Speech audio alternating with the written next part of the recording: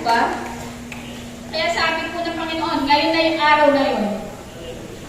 Sabi po sa Panginoon, Panginoon, nakapag-lingkod na ako sa pamangkasang Hosea sa abot na aking makakaya.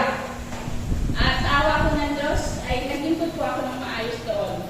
Sabi ko po sa Kanya, Panginoon, yung mga natitirang oras at taon ng aking buhay, sa iyo ko naman ibibigay.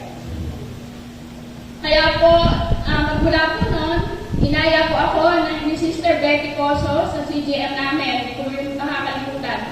Doon po ako nag-start. Sabi ko sa Panginoon, Panginoon, ito na ba yun?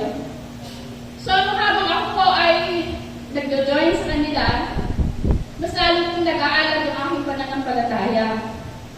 Kaya po, nung nawala na po si Ma'am Lourdes Ubidosa, ako po yung personal na pinili niya para mag-lead ng grupo. At talaga pong na-touch po yung puso ko doon. Dahil ang dami po namin, pero ako po yung napili niya. Sabi na sa akin, Sis Ruby, ikaw ang gusto ko na pumalit sa akin.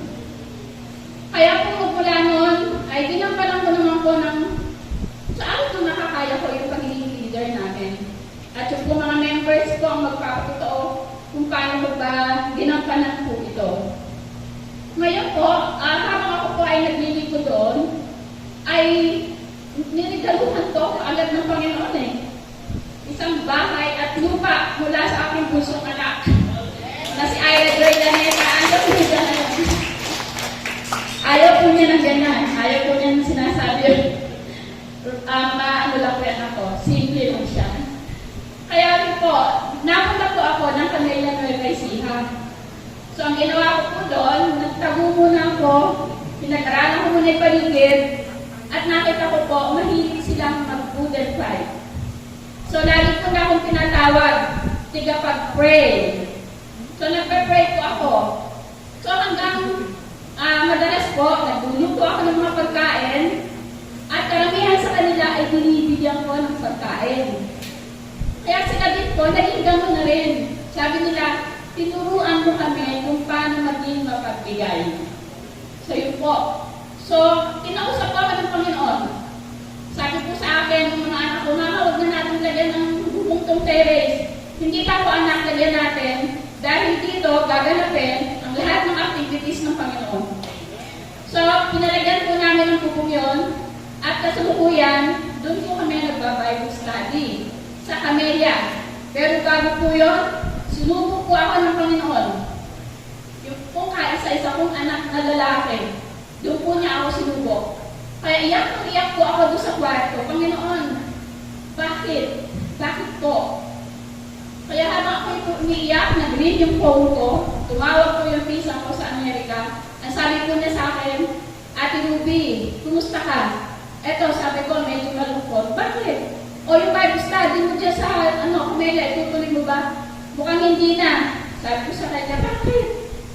Baka naman kasi, pinakikita mo sa Diyos na mas mahal mo yung anak mo kaysa sa Kanya. At nahamon po ako, totoo nga ba? Bakit nga ba? Ipapakita ko sa Panginoon, mas mahal ko siya. Kahit may problema ako sa aking anak, mas mahal ko siya. Kaya ipinagpatuloy ko po yung Bible study namin sa Camellia, Phase 3, na 3 years na po ngayon. At napakalaki po ng pagbabago sa kanilang lahat. Naging mapagbigay sila, naging mababa ang loob, dati po, kwentuhan sila ng kwentuhan, chismisan sila ng chismisan. Ngayon hindi na po. Kaya ang laki po ng pagbabago, ang laki mong nagawa. Kaya sabi nga po nila, salamat sa iyo kapatid Rubenel. Huwag kayo sa akin magpasalamat, sa Panginoon kayo magpasalamat. At alam niyo po ba, may pangatlong cell group uli ang buksan, Phase 2 Camellia po. At ito po ang aking patotoo sa inyo. Ako po ay hindi mahusay sa Biblia. Wala po ako alam ng mga verses. Hindi po ako magaling. Pero pinili po ako ng Panginoon. Mahihiyain po ako. Kabahin po ako. Pero ang sabi ko sa Panginoon, sige Panginoon, pag pinakabang ako dito, bahala ka, gawain mo ako. Aalisin po na yung kabaho na yun.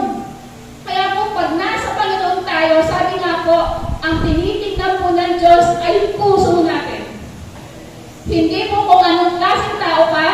kung hindi ang puso natin na siyang handang sumunod at maglingkod sa Kanya. Kaya po hinahanap ko po ang bawat sa inyo, may mga kapitbahay kayo, may mga kaibigan kayo, minsan yayain nyo. Magsimula kayo sa isa, dalawa, hanggang sa dadami na po yun. Dahil ang Panginoon po ang magbubuhos ng kanyang kapangyarihan para bigyan kanya ng kapangyarihan din sa iba